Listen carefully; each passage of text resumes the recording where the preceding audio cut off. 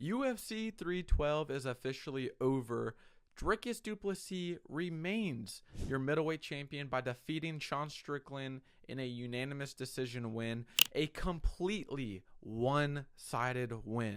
From the first round to the fifth round, Sean Strickland did nothing. Now, this was a good fight. It was fun. It was entertaining. We got to see some back and forth. We got to see some blood, a broken nose.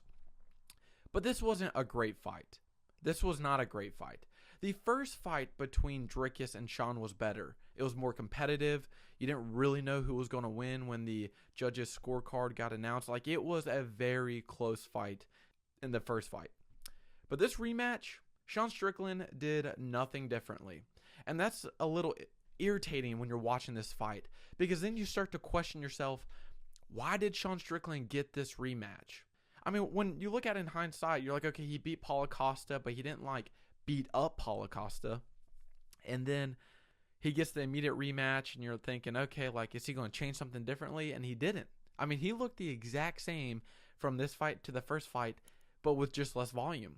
However, Dricus Du Plessis in this fight upped it up. I mean, he upped it up. You know what I mean? He put his foot on the gas pedal, throwing way more body kicks, having more explosive strikes. I mean, he's always an explosive, goofy striker in a way, but he upped it up in this fight. You know what I mean?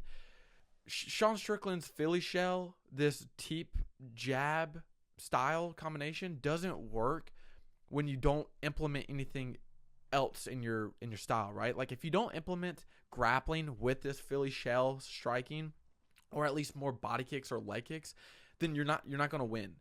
Because if the other fighter is changing or just adding a little bit to their style each camp, that's going to overwhelm you or overcome you when you fight them again. And that's exactly what happened. Sean Strickland did nothing in this fight, just jabbing and teeping his way into a decision loss. However, Dricus Du Plessis in the first round throwing lead head kicks. He's doing the Robert Whitaker thing, right, where he's in southpaw or orthodox. Let's say he's in southpaw, right foot forward, left foot back. He'll throw the 1-2, and after he's throwing the left hand down the middle, he's throwing the left head kick behind it. So Sean Strickland is in this Philly shell, and he blocks the left hand, but then the left head kick's coming after that, and he's getting hit with that while he's exiting that combination. Dricus Du Plessis completely dominated Sean Strickland. Sean Strickland did nothing different in this fight. And you even saw where Eric Nixick is telling Sean Strickland, hey, you got to do more. In the third round, he's telling him, you got to work. You got to be more offensive. When he is coming and throwing that head kick, you got to circle to your left side and beat him, throw the 1-2 down the middle. It's right there. And Sean Strickland couldn't do it. He could not do it. And that's what was so irritating about this fight, because, Dricus Du Plessis is good. I mean, he's explosive. His cardio and gas tank is insane. I'm still wondering how he doesn't run out of energy when he's fighting, because it always looks like he's gassed, but he's not. But Sean Strickland did nothing differently or try to implement anything to challenge Dricus Du Plessis. And that was the one thing I liked about this fight. Dricus Du Plessis went for one takedown, but he beat Sean Strickland in the striking department.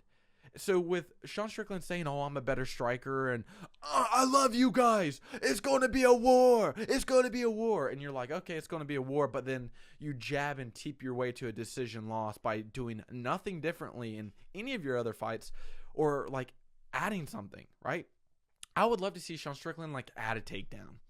That would make the fight a little bit more competitive, but it didn't. This fight was not competitive at all. Dricus Du Plessis completely dominated Sean Strickland, broke his nose in the fourth round with that right hand, and that was bad. Sean Strickland's circling out. His nose is gushing out with blood, and he's trying to set his nose back into place, and he finally did, but that was a bad right hand. Sean Strickland got bloodied up. In the first fight, he got bloodied up. Everybody is talking about all in the first round, or first fight, Dricus Du Plessis got, ate up with Sean Strickland's jab. His face was getting swollen. That didn't happen in this fight. I mean, Dricus Du Plessis got, probably a black eye or something and some cuts, but nothing compared to Sean Strickland. I think it was in the first round, Sean Strickland cut his chin open, and then in the third round, there was a cut on his forehead, but it wasn't that bad. And then that's when in the 4th round, that next round, Dricus Du Plessis throws the right hand over the Philly shell guard and cracks Sean Strickland in the nose, breaks his nose, and it's just gushing out with blood. I don't know why we had this fight, honestly. When we're looking at this in hindsight, Sean Strickland had a decision loss to Dricus Du Plessis for the belt. Comes back, fights Paulo Costa, beats him in a decision win, but didn't really beat his ass, and then comes back and gets the rematch for the title. I kind of get it. The UFC wanted to give Sean Strickland, I guess, a chance or do him a good service, but he did nothing. And if Sean Strickland does not change or implement, I'm not saying he has to change his whole style, but Sean Strickland has to add something. You can't just throw the teep kick and the jab or a 1-2 and expect to win a decision fight like that. When your opponent is throwing this jumping right hand. There was this moment where Dricus Du Plessis did this multiple times in the 4th and 5th round. He would stand there and throw a jumping right hand to get over Sean Strickland's Philly shell guard, and it was working because Sean Strickland doesn't move his feet back when he is defending.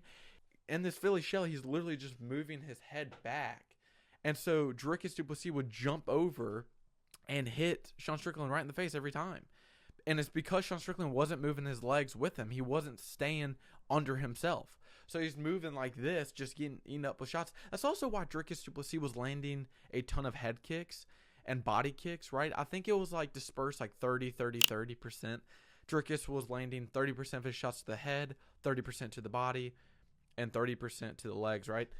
And the reason why he was landing so many leg kicks and body kicks and head kicks, just a lot of kicks in general, is because Sean Strickland wasn't moving his body, just his head, trying to get out of the way. So when Dricus Du Plessis would throw the 1-2 head kick, it was too late for Sean Strickland to move and just got hit with it. So he was just getting eaten up with shots. And, dude, that's how he lost. Sean Strickland did nothing in this fight to change. He did nothing in this fight to look impressive. He lost 45-50, right? Every single round. That's what's going to happen. And we predicted this in the preview video. We said if this is a close fight, whoever's going to end the combinations off with a head kick or a spinning back elbow or a crazy right hand, that's going to have an impactful shot, will win the fight. If the striking is the same, 50 strikes, 50 strikes, but Dricus Du Plessis' 50 strikes, 20 of them are significant, and he's throwing these right hands or big body kicks or head kicks, even though Sean Strickland has the same amount of strikes thrown. If Dricus Du Plessis is landing more impactful shots, that's what's going to win the fight, and that's exactly what happened. I didn't see Sean Strickland digging for the body a lot or throwing these crazy right hand uppercut combinations. No, he was literally Philly shell, throwing the jab, throwing the teep kick, and then expected to win that way. And Eric Nixick said in the 3rd round, you got to pick it up, you got to throw more, you got to throw more. I don't understand what happened to Sean Strickland's volume in this fight.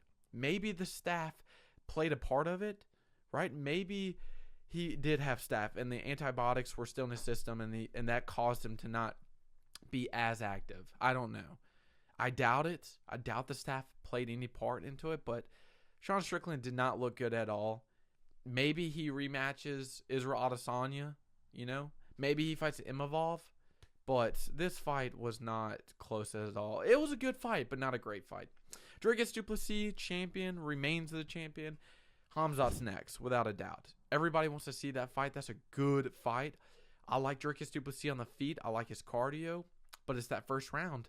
Can you defend the takedown against Khamzat in that first round? Khamzat Chimaev is the greatest first-round fighter to ever step in the cage. And as long as you can last for one round, for 5 minutes, Dricus Du Plessis should win. But that first round is going to be close. Dricus Du Plessis, Khamzat will probably get that in October for Abu Dhabi or something because, Khamzat Chimaev can only fight in these Muslim-based countries because of Kadyrov. So we'll probably see Dricus Du Plessis and Khamzat around October. For Sean Strickland, I don't want to see him fight for a title again or have another fight with Dricus Du Plessis. If Sean Strickland changes nothing about his game, that fight against Izzy, I'm not saying it was a fluke, but that was his best ever performance. And on that night, styles make fights, and he got lucky and won. But If Sean Strickland doesn't implement or add something, someone like a Dricus Du Plessis, maybe like an Imavov or a Hamzat, will just run through Sean Strickland. And another thing, Sean Strickland, he is so high up on his guard. His legs are always open. I am surprised that Dricus Du Plessis didn't implement the grappling more. He didn't need to. He outstruck Sean Strickland. But Sean Strickland, if he fights Hamzat Chimaev or someone like Nasruddin Imavov who will grapple, I don't see him winning that fight. I don't see him winning those exchanges. His legs are always open, but I don't know. We'll see. Sean Strickland, I like to see him take some time off. I don't want to see him fighting one more fight and then get in the title picture. No, he needs to now make his way back to that title shot. 2 or 3 wins minimum before he can fight for a title again. Dricus Du Plessis, arguably already in the top 3 conversation for middleweight GOATs. Beating someone like Sean Strickland twice, beating Israel Adesanya, Darren Till, like great fighters, Robert Whittaker. He's beating high-class champions, former champions in the UFC. If he can beat Hamzat Chimaev, Nasruddin Imavov, maybe someone like an Alex Pereira, he could be the possibly second greatest middleweight of all time right there with Israel Adesanya. I would love to see it. Dricus Du Plessis beats another guy in the middleweight division and looks more impressive every time he does it.